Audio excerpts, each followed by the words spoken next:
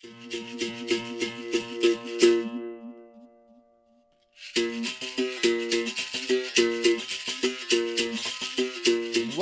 to another installation, another recording of Capoeira in Canada.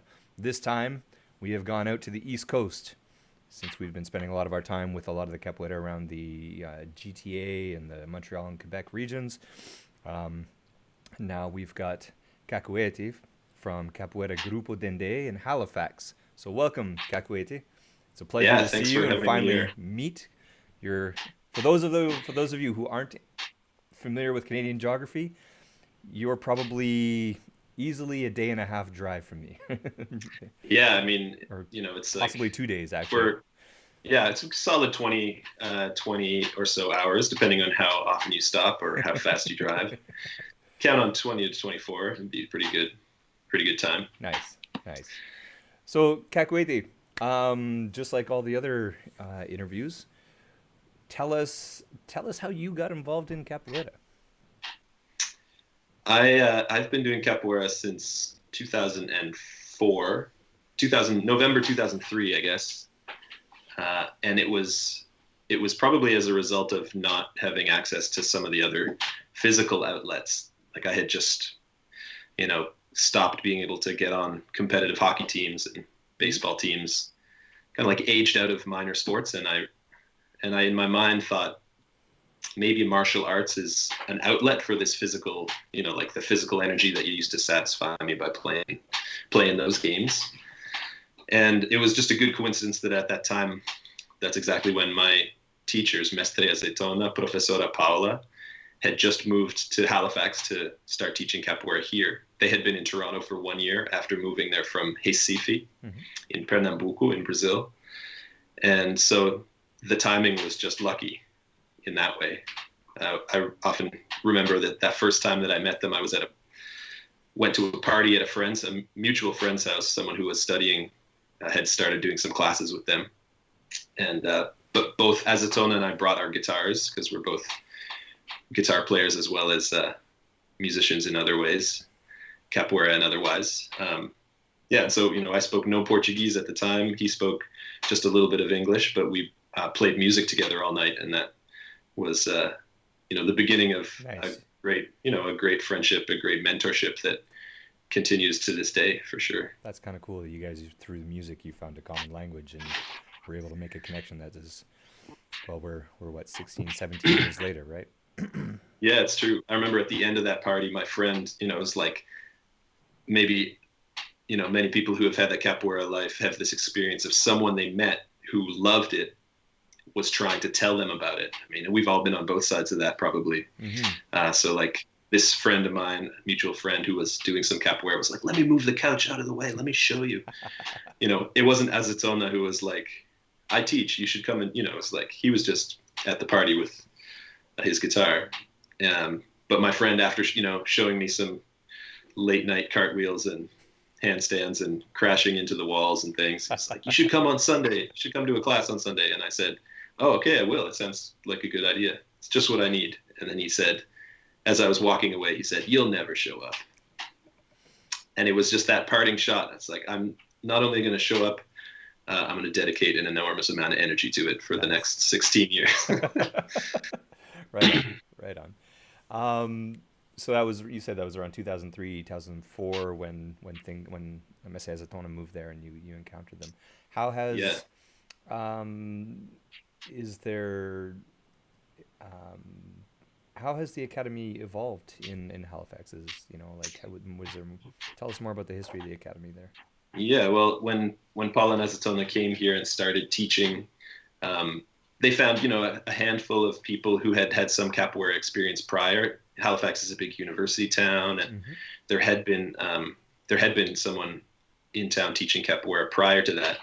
So there was a few people who already knew a little bit about capoeira, and so there was a few of those people that started training with Paul and Azatona at that time, as well as other people like myself who fell into that same community, interested in music and dance and language and history and all of the stuff that got wrapped up in, that is wrapped up in a capoeira experience. And so that was easily 4 or 5 years of training with them before I guess it would have been 4 years of training with them before they had to go back to Brazil. There was first some family health things. Paula went back to Brazil first to see her ailing father at the time. Mm-hmm. And then Azeitona followed shortly after.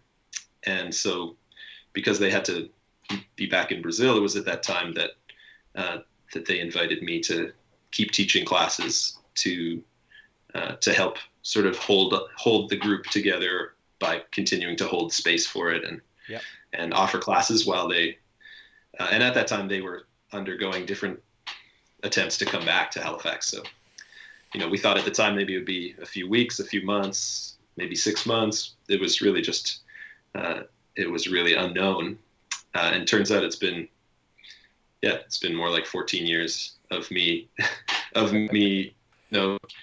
being at the front of their group here in Halifax. Nice. That's probably presented quite a few challenges for you too, because you don't have, similar to our situation when in about 2004, when our group, Contra Mestre Azeitona was here, and he had to leave, and then we were kind of left without any guidance, any leadership locally to kind of help us elevate. And Camarão, Falcão, who were probably the most, they were the most senior at the time, when they reached out to Mestre Lua, Contra Mestre at the time, and invited him to fill that gap for us. So without that, like how have you been filling that gap? How have you been over the years? Because you don't have that local senior leadership in a sense, right? That senior guidance. Yeah, it's true. I mean, I feel like my students and peers are my teachers in a certain way, because of how much there is to learn from a teaching experience. If as long as you make sure not to think about it as a one-way street, then it's not just one person downloading information onto a group of students who are just receiving. That experience truly is a multi-directional learning experience. So for sure, being in a teacher position has kicked my ass a lot. And much more than physically, of course. Like, there's so much responsibility that becomes clear, and then you have to work to live up to, and to stay ahead, to continue having energy and information and right. Direction for your students. So yeah, for sure, in lieu of having my mestre here in town, it's definitely been the group, the community, and being a teacher that's been in some ways my biggest teacher. I mean, I don't want to certainly not undersell the importance of the support that Paula and Azeitona have provided. Like, I've been able to travel and spend time with them a number of occasions, and stay in touch over the years. I remember when in 2007, when we were first starting this long distance capoeira relationship, as it were, it was like I would buy a calling card at the grocery store, and then I would phone, whatever number, put in that other number, and then I would phone the payphone across the dirt road from their property just outside of Recife in the Igaraçu area, like just outside, in fact, Igaraçu, in an area called Via Rural, just outside of Recife in Pernambuco. So I would phone their payphone, and it would ring, and sometimes someone would pick it up, sometimes not. Sometimes they'd be like, "Oh yeah, Azeitona." At the time, it's just like trying to make it in Portuguese, like explain to this stranger that I want to talk to this guy who lives up the hill. Do me a He's favor. like, "Oh yeah, go get him for me. Don't hang up." Yeah, exactly. Sometimes I would sometimes I would dangle there for a while. Sometimes it wouldn't work. And now these days, now I can just like FaceTime Azeitona. Like we're in much closer touch. There's the ability to like see each other's faces and communicate directly. Nice. Like it's been a huge revolution in those last 14 years of being able to be in touch. So their support is obviously like invaluable. and then also the support of other teachers, mestres, other, senior students, friends and peers all over the countryside. And for sure there's been lots of supportive and important people in my capoeira life that have, kept me excited, like made me feel the incentive to just, you must be at the very base level, keep it going. Yeah, you must be really driven to travel to a lot of events then in order to bring more back, right? Because you don't have um, that local source, right? So Sure. that must put a lot of pressure on you. I mean, it's certainly super fun. I love, Azeitona would always say that, you do have to be a traveler. Like, in order to be a capoeira, you have to be a traveler, like to go. And he describes also being like a student like that in his group when he was growing up in Recife. His teacher, Mestre Azeitona, there with a group called Chapéu de Couro. And he was always traveling. He describes getting on his bike for a bunch of hours, going up to a different community, different groups, different rodas, and like being a traveler, not living just inside the walls of one community, but trying to broaden your experience and absorb, to both have a very clear notion of your roots, which I think is very, very important, but also to have a wide open mind too. Those are both valuable qualities that he has always emphasized to me. Yeah, I think that's one of the aspects for me, shortly after starting capoeira, when that message was being passed on to us from the senior students, saying, like, capoeira, you got to travel, you have to go to other people's events, not only just to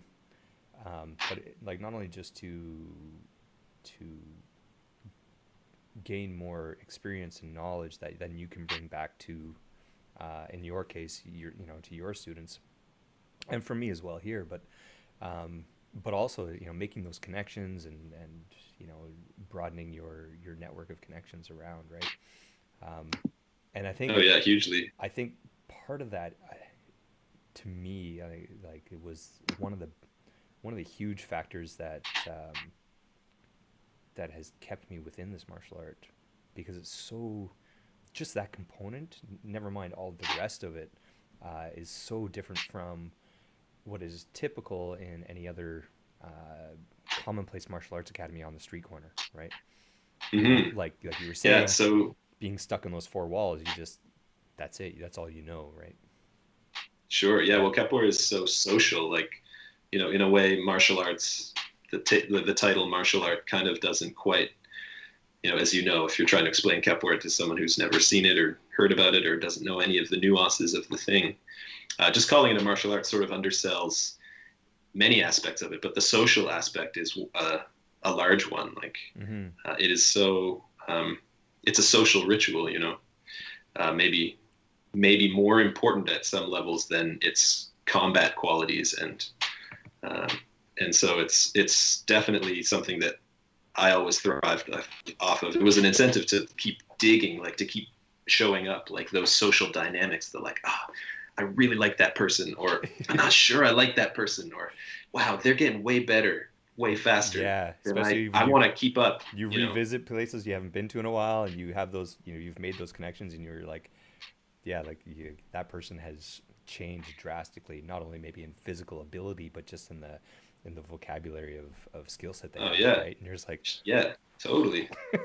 Yeah, and I mean, the thing that's also fascinating about that is that you've met them maybe a handful of times at capoeira events, but you have this kind of intimate knowledge of the person just because you have this you watch their body, you understand their personality very quickly in a capoeira context. So, and you can really, capoeira, if you have experience watching people play, then you do get better at noticing who is what, as certainly as far as what it means in the Hada, but also just like people's lives, also like you can see the thing writ large, and so it's true, like you meet them again and again, and you build this quite intimate picture of a person, even though you've maybe spent like a relatively small amount of time with them, but it's like a deeply intimate it's a deeply intimate kind of time, Well, yeah, you don't always. we can meet people, but it you know when you enter the roda with somebody and you're at the Peja Birimbau and there you are, two people, eye to eye, right? Mm. Like like you said, it's extremely intimate in that aspect, right? And then it's that whole conversation of where are we going to go from us just staring here, Mm. staring at each other, right? And Yeah. it's, Yeah, it's it's like what all stuff like what do you want? It's it goes unspoken largely, but like exactly. what are you here for? What do you want? What can you do? What can't you do? Like those are conversations you wouldn't have with someone in the first 30 seconds you just met them. But Right. it's like what can your body do? Like it's quite intimate. Like, but in a hada, you're like, oh, okay, that person has this, they don't have that. Like maybe they do, but they didn't show it to me. It's fascinating. And some of my great, met some of the great friends of my life being part of this thing, like being thrust into this, this very intense and intimate experience with sometimes the same people every day for a long time, like some of my friends and students and teachers, but also, total strangers who suddenly like, whoop, connected. Yes. Yeah, for sure. Let's talk a little bit about, and we've talked about some of the challenges you've had for just being a capoeirista in I don't want to give people the wrong impression. Halifax isn't remote. It's a way out. It's very far away from the GTA and yeah. And I mean, maybe most importantly from a capoeira. I mean, capoeira often lands wherever the teachers land, and it's often in bigger cities. So exactly, we have to drive to. There's no like 10 hours to Quebec City is the closest neighboring capoeira group. Yeah, exactly. As far as that goes. So it's like there's not one in Moncton or Fredericton, nowhere else in Nova Scotia. So it's a bit of a path. Alone on the East Coast. I mean, there is other capoeira here too. There's often students that come and go from university. There's a very talented contramestre Comprido from who's here. He's actually from the Truro area in Nova Scotia. Okay. So he's been in and out of living in Nova Scotia for the last few years as well. He was for a lot of years in Montreal Yes. with the Grupo Porta da Barra. So he's a great friend who's here teaching some classes in Halifax as well. Contramestre Comprido. Right. So yeah, it's like, but it's like. It's not like when you're in Brazil and there's a hada happening here and there and over there, or like the experience in Toronto of being able to like, there's an event, let's go, let's check it out. Yeah, it's only when we like have 25 minutes. When we have our event season, when between like May and September, there's something going on almost every weekend, right? Whether it's here in the GTA or whether it's Montreal or Quebec City. Or even just south of the border, right, in some of the, Rochester and Detroit and, people who really want to make the push, they can make a drive out to like Washington, D.C. and, there's always something going on. And even when it comes from a class perspective, when classes were on in person, you could pick any night of the week and there'd be a class going on somewhere. Yeah. It didn't matter. Right. Yeah, it's a great thing for if you're a student who's hungry to learn and having access, yes. to more. It's so valuable. So like what other challenges have you faced with excuse me, with maintaining the academy in Halifax? I mean, I think probably the biggest challenge we already talked a bit about is that experience that Paula and Azeitona had of really wanting to be here, wanting to set roots here in Halifax, spending, better part of 4 years doing that, and then being forced to go back home to Brazil. And then there was a great deal of uncertainty, like, this program that we're applying through to immigrate to Halifax has changed. Oh, we've got to change. We have to pivot. It's like it suddenly got canceled, and there's a great deal of back and forth and shifting as far as that went, especially in the first few years after they left. So that definitely has been a challenge. But more recently, it's a little like they've had a few more kids. They're more established now in Brazil. Um, and so now it's a little more clear that we're working in this way. Like, I'm here, they're there, and we'll do what we can. Nice. We'll do what we can to keep, to keep feeding this lineage, to keep supporting this art form and representing it to the best possible level here in Halifax. Right on, right on. From with all your time as a capoeirista and a Canadian capoeirista at that, how has, in your opinion, do you think, or how has capoeira evolved in Canada from your perspective, if at all? Yeah, I mean, I'm definitely not an authority on it because of I feel like there's many more people who have done a lot more traveling inside Canada. I've been like mostly to Ottawa, Montreal, Quebec Mm-hmm. City, Toronto, but a little bit in Vancouver, just a few times. But for sure, there's just a depth of it. Like there's people like yourself who are like investing energy, spreading the word, who've been in it for more than a decade, who are like deeply initiated into the thing.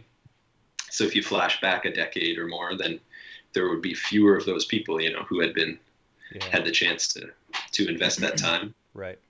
I don't know. It's been the last, talking about how I used to call Azeitona on a payphone and now I can send him a meme if I want. There's been a huge explosion in digital media, and that's great for students in one way because you can gain access to an amazing wealth of stuff. Right. And I think that definitely strengthens capoeira outside of Brazil, is because we can have access to video information. It's easier to study languages now than it ever has been before. For sure. Watching movies on the internet. Yeah. Access to more content radio available, right? Oh my God, yeah. Yeah. And I think that was. Yeah. So to say nothing of like where it's gotten to, it's definitely, I think, a great time to be a student in that sense. Yeah. Here in Canada, Definitely. I don't know if there's maybe there's been some up and down as far as like the appetite for capoeira. Like you can probably have had that experience of like there was been moments when people generally were like drawn to it. There were more students showing up being like, oh yeah, capoeira. And then times when for whatever reason, definitely we've gone ebbs through and flows. We've definitely had ebbs and flows like that for sure, where it's come in waves and kind of fades a bit, and then there's another big wave, right? For sure. It's just, and it's like, oh, I saw this thing on this movie, right? Oh, Exactly. there was this thing on like this Will Ferrell movie or this, whatever. Yeah. There's like 6 touchstones people always talk about. Exactly. Yeah, and for me, like and like a lot of us here, it was only the strong, right, in the early '90s. But yeah, where I was growing up, part of it too was I was deeply invested in another martial art at the time. But the other part of it, like to find someone who was teaching around you, in my city, I highly unlikely, I wouldn't have found anybody. We like at the pro shop for our academy where I was studying at the time. Who was the owner of the pro shop was also the head of our academy. He he had ordered in a couple of books. He had a big library of books on various martial arts, and Mestre Bimba's book was there with like the fundamentals, with all the hand drawn figures, and and we would look through it and be like, this is really weird stuff, right? In comparison to what we were doing. What exactly? Yeah, right. And it was lacking that. I think if I had come across somebody back then, who was a teacher who can give you the full experience and the full view, or depth of view of what is involved, I probably would have been, well, I can guarantee I would have started way sooner. Yeah. Right. Yeah. It's interesting because you can't, if I met you at a party and I was like, oh, what do you do? I mean, even if you tried to sell me on the fact that you teach capoeira, it would be very, very difficult at that party for you to give me a real feeling of it. So often it's like 7 factors collaborating, or maybe just that experience we have of seeing or hearing it. Yep. yeah, first you hear the berimbau, and then you're out in the street in a park or a festival, and you're like, that That is, something powerful going on. it's powerful. It's just completely different, completely, you're something, the sound of the beat and bow is something Hmm. you've just, if you haven't heard it before, you're just like, it catches your ear, like that is not a Mm. normal sound, right? Yeah, I remember the first time that I ate fresh pineapple. It was like, I don't know, I think it was like 18 or 19. I had thought I had only had canned pineapple until that point. Right. And so I was like, oh, that stuff's not good. Yeah, pineapple's no good. It's sickly sweet. It's gross. And then anyway, the feeling of like putting fresh pineapple in my mouth for the first time and being like, whoa, whoa, whoa, I got to know more about this. I got to Hmm. have this in my life. Yeah. Yeah. Was an experience. I mean, that's what falling in love with something like capoeira feels a little bit like. You're like, hold on, this is very deep. This is profound. This is exciting. I need more. Just like, let me. How can I get some more experience with Exactly. this? Yeah. So We turn into big sponges, right? And we just want to take it all, yeah, and big time. learn more, which is pretty cool. Um, do you think, um, in any sort of way, that Canadian culture has influenced the capoeira scene in Canada from your perspective? Yeah, I mean, that's a great question to think about. I mean, Canada is such a huge, diverse landscape. Hmm. Many languages, many different cultural backgrounds represented. It's yeah, it's an interesting question. I mean, if you think about the Canadian stereotypes, it's like, oh, it's cold. That definitely affects the movement of Brazilian people. They're like, am I gonna? Oh, this is gonna be hard. like, uh, you know, Capoeira is really, or sorry, Canada is really, people think about how polite Canadians are, and Mm, that doesn't necessarily mesh with the same strategies and like ways of moving through the world that happen in a capoeira context. that's true. Um, so I mean, but interestingly enough, like I know lots of Canadian capoeiras, and they might be very sweet outside of the capoeira context, apologizing a lot and making sure you're cool, but plenty of It's a you know different plenty of personality in the Hoda, right? yeah. It's not to say that that's suddenly they're very differential and polite in a capoeira game. So Right.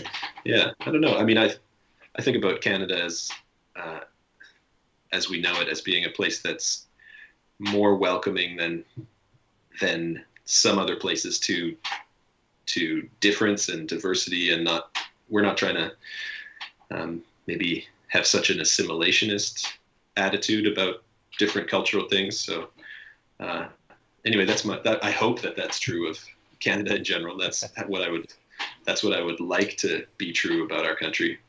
And you can see hints of it for sure. Yeah, I think. Um, but it's necessary to learn to become a student of a cultural practice that's not from where you're from. It takes an openness, and there's many, it's full of ways to do it wrong. There's pitfalls. Yep. So approaching it with deference and respect, I think, is maybe a good thing. That so maybe that's and not just having a closed mind to different cultural practices. Like, we are this mosaic of people who have traveled to this land, unless you're talking about indigenous cultures Hmm. that are that are native to this territory. But yeah, Cool. that openness can be important. Cool. Cool. For now, for someone who would be, who's an experienced capoeira, who's, they've recently moved here, or they've graduated to a level where, um, they have the permission to start teaching on their own. Um, what advice would you have for somebody who's deciding to go to a new city where there is no capoeira, and they want to set up roots of capoeira in a new place? What would be some advice for them that you'd say? Hmm. Man, it's a good question. Not something that I've ever done, so I'm just speculating. But Maybe you know, I, from you maintaining the academy there, what have been some, yeah, like, go look back at some of the hurdles you've had to overcome in order to keep things running, or what effort you've had to put in order to make sure Yeah. that, and develop awareness within Halifax, that capoeira is Sure. here Yeah. and what's it's all about, right? Yeah. You know. I mean, maybe the most crucial thing as a student or as the teacher is just the constant practice of the thing. And like there's practice in the sense of like working on a technique or something, but in the broader sense, like I practice capoeira. I have been doing that for a long time, and just identifying with that and the consistent work that comes with being a practitioner of a thing.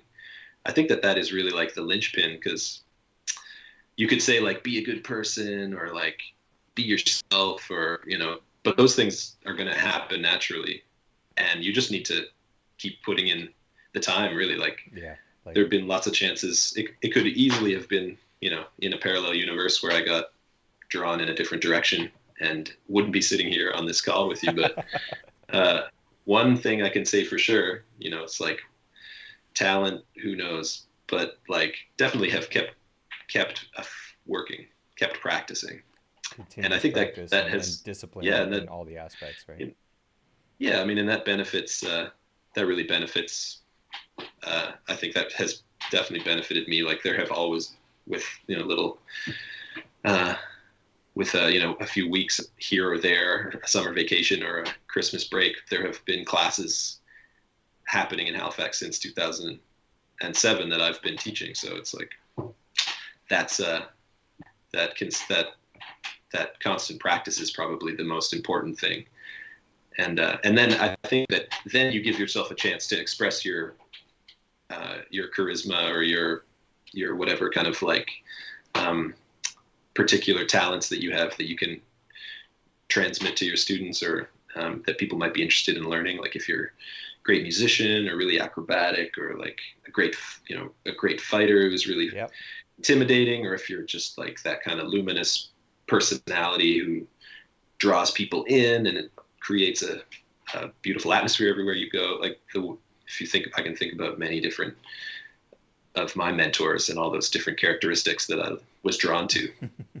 and I think that just, that comes through once you're just working, you're there, you show up, and then to a certain extent, the rest can have a chance to happen. Nice. Yeah, and that's a cool thing, because I was just having an interview with Mestre Azeitona from Oh, nice. In Edmonton. Yes, and he was talking about the similar idea you were talking about. When you're whether it's just a holiday within your academy or an event, there's everybody kind of gravitates to obviously something that is that comes easy to them, right? Mm-hmm. So for some people, like you said, it's the music, just playing the music, or maybe they've got a great voice, right? And that's their way of contributing, or they're just physically, they have amazing agility, and a lot of the movement comes really well to them, or they're acrobatic or whatever, or on that one point they're just luminous. There's you encounter those people who are just like big brilliant smiles, and they exude this positivity all the time, right? And you get all that kind of brewing in the same pot all at once, and there's like this the échec, right? That the échec builds, and that I think that's the actually, now that I'm starting to talk about it, I think I've come up with another way of describing that feeling, that the energy of the échec, right? And that's actually I'm gonna write that one down, but Oh yeah. but, Yeah. that's Totally. that's Put it actually in one of the notebooks. yeah, definitely gonna go in the journal. But yeah, that's like, I think that's the beautiful thing about the martial art, right? Because it's not just strap on your gi, tie your belt, go run Follow through, follow the steps. follow the steps, punch and kick and drill, and then go home, right? It's Yeah. Well, I mean, you know it speaks to the history. I mean, that's one thing that can never, like, you can never be finished studying that aspect of the thing. Like, hmm it didn't spring suddenly onto a Canadian landscape. Like, we can think about the history of capoeira, all the nuances of the movement of people from Africa yes, to Brazil, the experience of enslaved people, the experience of African people in Brazil, the mixing of different cultural roots, Yep. the like literal, like the physical resistance, the cultural resistance to the oppression of Black people in colonial Brazil. Yep. Um, And the oppression of and one thing capoeira that's in general as well, right? Up until the early 1900s. sure, yeah, the You know. prohibition of it. Yep. Um, the fact that capoeira is unique as a martial art for not being having a military history. It in fact has a countercultural history. I mean, I'm not an expert of any other martial arts really, but it's clear in the fingerprint of capoeira that it's not from the establishment. It's challenging the establishment. It's the way that capoeira moves to me feels like it's more like a party than an organized line of people saluting. Right. And in that sense, it feels less like a military. It's less military, but even in that party, there's still an understanding of hierarchy. There's still an understanding of certain etiquette, even though it's not in your face. It's there, and Sure, that's yeah. another beautiful part of it too, right? Because it's like, once you start to understand those different aspects of it, then it's like it's cool. It's just Yeah. everybody's just cool with it, right? It's not like it's not Yeah. being it's not being authoritatively being drilled into you, right? Yeah.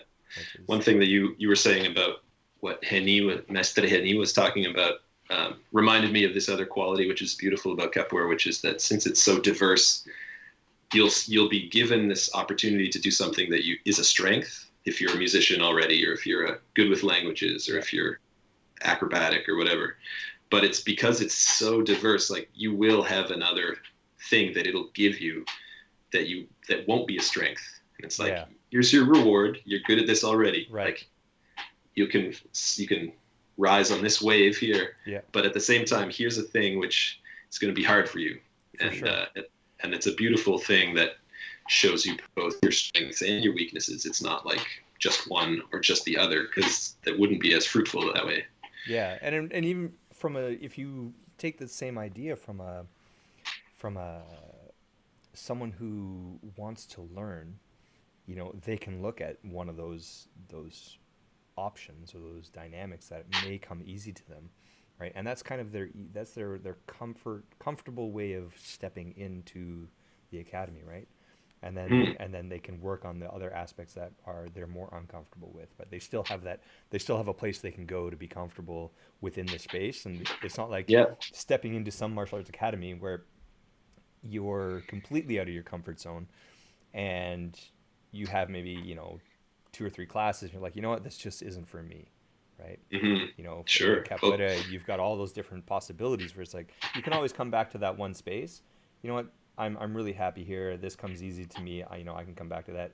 I can kind of reset myself mentally and emotionally, and then go back to working on the things that were difficult and frustrating and bigger challenges, right? So I think that's I mean, it's good. I think it's strengthened. Capoeira is strengthened by the subjectivity. Like it's true that other martial arts have a subjective part, like the style, the particular personal approach, but it's really written quite large in the capoeira experience, like your own personal contribution. It's not like who gets to the other side of the room the fastest. It's like, how does it look? How does it feel? What did you say? Yeah. And so because capoeira has that strong subjective side, like everyone can contribute really, like in a different way. If it's just sprinting 100-yard dash, or if it's just knocking that person out, then it's like it's going to be more objective whether you can contribute or not.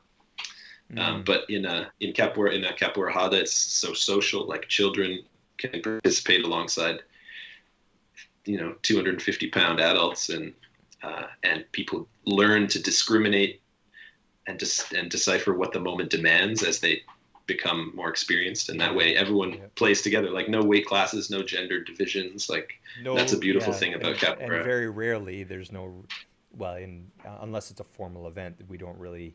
There's no belt classes either, right? Like it's it's just like everybody just go play, right? Yeah, trains together. Everyone's You're got things to you're learn from each other. you're 4'6" and you got to play against somebody about 6 feet tall, or Yeah, like you were saying, one person's 250 pounds and another person could be 150, and doesn't matter. There's Capoeira has ways for both of those people to be successful, right?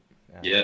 I've been It's some of my classes these days. We haven't since COVID, and since some of the most recent lockdowns of our classes and the ability to have public classes in Halifax these days. I'm currently teaching 2 nights a week, and there's instead of having a kids class, I'm welcoming kids to the regular classes, and we've right. got very interesting classes that happen when it's like some people who've been doing capoeira for a decade, but then a 5-year-old, 7-year-old, two 14-year-olds. It's really, you learn pretty quick how much people have to contribute. You Yes. know, And that's challenging and on it's your aspect too, because now you've got a broader range within that one class that you have to cater to, right? yeah, To teach, right?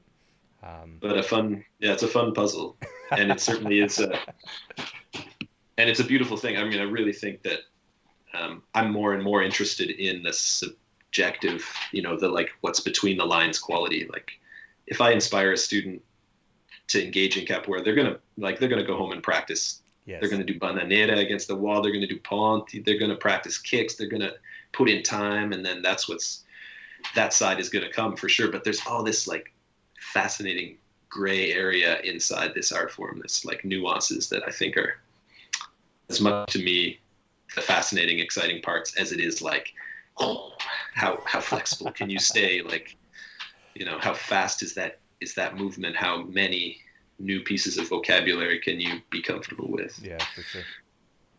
That's cool. That's cool. Um, why don't you tell us what has been maybe what share with us a moment in your academy in Halifax that is probably has been the most memorable, or the a moment that you would be like, I'm very proud of what happened this day, or on this moment. Mm, This, you know, yeah, I mean,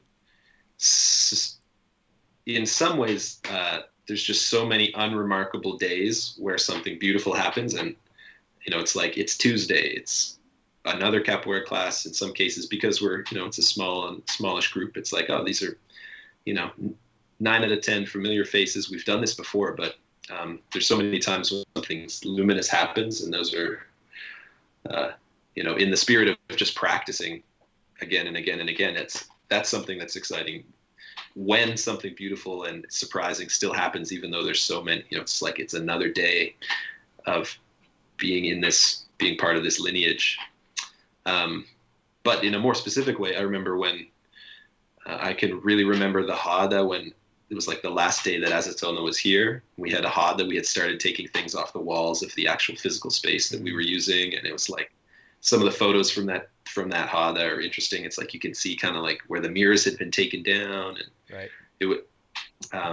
But there's a big show of support. Obviously, people were there who were really emotionally, really emotionally invested, and that was a beautiful Hada for me. I think back on that time as an interesting just needle or like hinge in my life.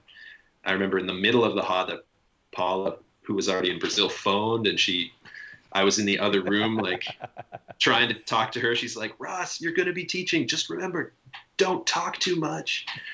That was one of her important pieces of advice for me. Yeah. Because it's easy to talk too much about capoeira instead of just doing get it. moving. Yeah, just do it. That was a beautiful memory for sure. I was really proud of in 2000, and I guess it would have been 2017. My students surprised me with we had a Hada already planned, and but they surprised me with a little commemoration of me teaching for 10 years. Oh, nice. And made and there were some people who made some very, very like students talking frankly about how great it's been that they've had capoeira as part of their life, or talking about some of my strengths and weaknesses as a teacher. But that was, that's very, very memorable when I think about my experience over the last little while. it's like 10 years is a pretty concrete. It's like, oh wow, that's something. Yeah. That's not a small thing. And then also, it's not just 10 years of my life. It was 10 years of so many people's lives. And, Right. And not just that, but some people who have been there the whole time, and for whom it's a really important part of their growth as a human being. So that's it's a little hard to top that one as far as like singular rodas. There was one gift of, I think I probably don't have it right with me, but there was a gift of one of my students who's a great metal worker, made a little dobrão, and a student who's a carpenter, great friends and capoeira peers and students built this little box that it fits into, and it had my name and the name of the group in Boston. Yeah, so it was like a nice little souvenir. Nice. Cool. Listen, I want to thank you for your time. This is actually really awesome because through a mutual friend we made this connection, which is another, again, cool thing, beauty of having these connections of people in various places in our network of friends. Of course. And it sounds like you guys are slightly open now that you're able to do things in person, which that must feel really good.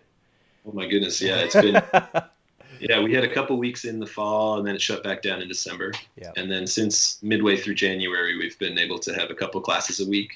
We're not singing, yes. but training in the same space together. And it's like capoeira is exactly what everyone was missing. Like, it is a thing that was part of all these elements that were taken away when we're being cautious during the lockdown.